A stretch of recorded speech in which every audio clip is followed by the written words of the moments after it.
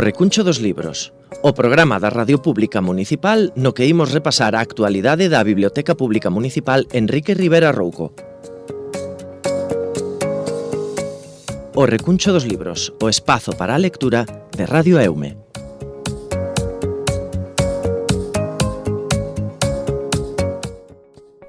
Ola, que tal? Son Pepe Capelán e douvos a benvida como cada semana a este espazo cultural da Radio Pública Municipal das Pontes, no que imos coñecer as novidades que nos ofrecen dende a Biblioteca Pública Enrique Rivera Rouco da man da súa responsable, Anabel Alonso. Moi boas, Anabel, benvida de novo. Hola, bo día. Vamos a comezar, como xa é habitual neste espazo, neste recuncho dos libros, por facer un percorrido cronolóxico, así que comezamos polo luns. O luns é o día que dedicades na biblioteca ás novidades que se achegan aquí ao voso fondo de libros. Entón, que nos podes contar sobre esas novidades? Pois este luns vos a recomendar dúas novidades de infantil, como sempre. Neste caso, un libro de Janet e Alan Albert, Os esqueletos divertidos. Esta parella inglesa que el se dedicaba a facer os textos e ela a ilustración, o sea, teñen un montón de éxitos literarios de infantil que son como xa moi clásicos, digamos, ¿no? En este caso, son tres esqueletos que saen a pasear por aí e a asustar a xente e é un rollo como moi divertido. Eles teñen libros tan coñecidos como Policías e ladróns e El gusano ese desconocido, que é un libro que temos aquí que é moi gracioso tamén. E a verdade é que tuveron unha produción moi grande hasta que ela morreu e el despois seguiu facendo máis libros infantiles ilustrados pola súa filla. E vou vos a recomendar tamén Boa Comete, que é un libro de primeiros lectores para nós témolo na nosa sección azul de 0 a 5 e é un libro con moito humor dun autor francés que é profesor e tamén contador, narrador oral, que se chama Jean-Marc Derouin, e conta a historia dun lobo que está intentando conseguir algunha comida no bosque e atopa unhos coelliños que son listos de más e que lle fan a vida imposible.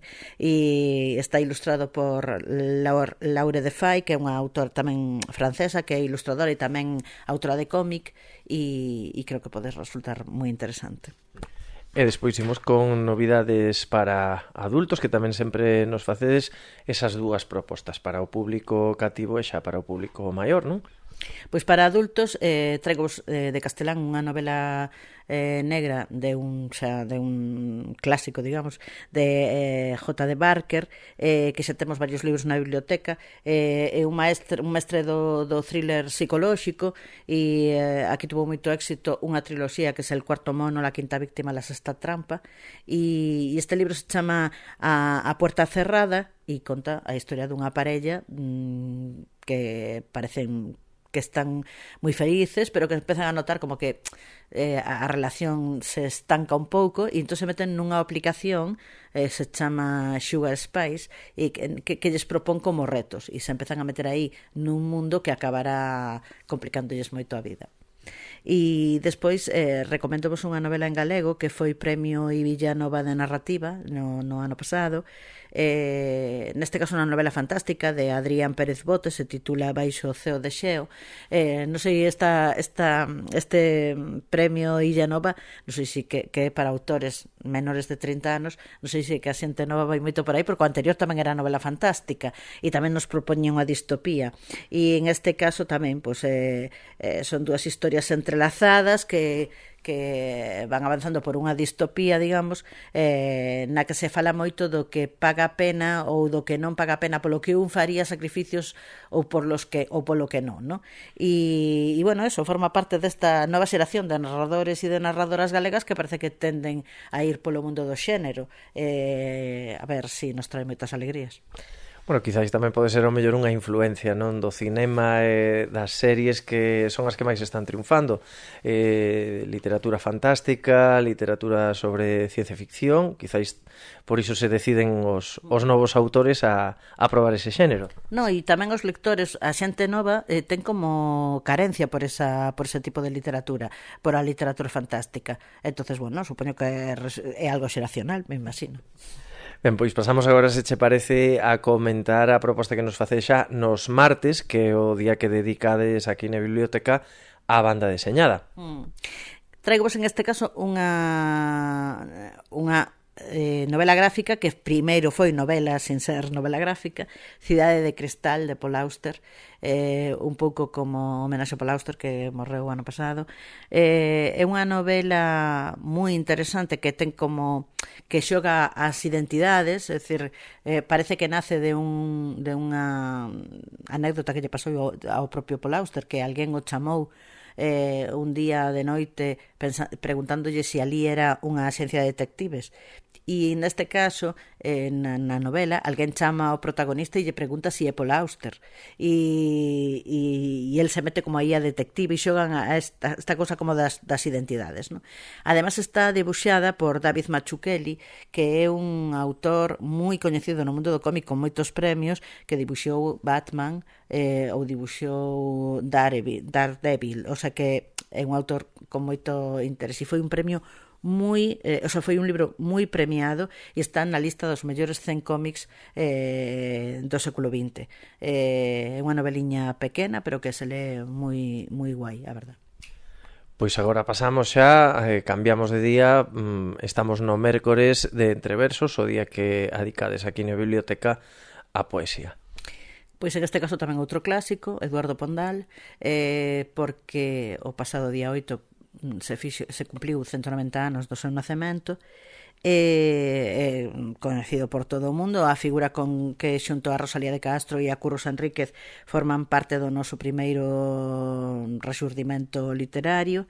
Participou no Banquete de Conxo, trouxo toda esta cuestión celta a nosa cultura, en parte gracias a él, que chamaban o bardo, ¿no? O bardo da nación galega, e bueno, me parece que resulta volver a veces aos clásicos resulta moi interesante. Ademais é o autor da letra do himno galego, o sea que máis galego non pode ser, e eso, ese propio libro que é Xumes dos Pinos é moi interesante, pero despois tamén hai este outro libro, Os Eoas, que é como unha especie de longo poema épico sobre a descoberta de América, que, bueno, mellor a xente eso non o coñece tanto e tamén pode resultar moi interesante.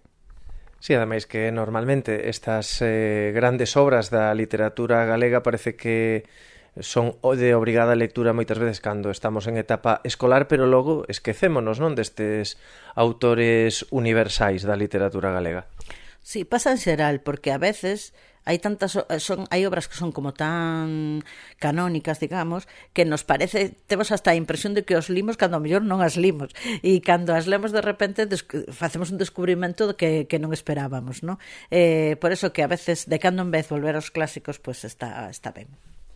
Pois, volvendo de clásicos, pasamos a outro clásico que son os xoves, que é o día que dedicades á cativada con eses xoves na Biblia, a máis da recomendación que nos facedes sempre de libro e peli ou de libro e obra audiovisual. Así que temos este xoves para os nenos e nenas das Pontes? Pois xusto seguimos cos clásicos. Para este xoves temos a Raquel Queizás, que xa nos acompañou máis veces, que nos fai unha proposta de Buscando a Rosalía, que é un espectáculo dedicado a Rosalía de Castro. Nos anticipamos un pouco ao día de Rosalía, pero empezamos xa a celebralo e bueno, efectivamente eso, que é un pouco unha detective que atopa unha maleta que supostamente pertenceu a Rosalía. É para crianzas a partir de 4 anos e, bueno, Raquel Queizás é unha bella conocida e sempre ten moito éxito nos nosos xoves na Biblia. E nada, para logo recomendarvos un libro e unha peli, temos ahora mesmo un centro de interés na biblioteca sobre Jane Austen, porque se cumplen 250 anos do seu nacemento. E recomendo-vos o libro Persuasión, que ademais temos na biblioteca a oportunidade de lelo en galego ou en inglés, e que acaba de, bueno, non acaba, non, hai 2 anos, creo, se fixo unha adaptación cinematográfica bastante polémica.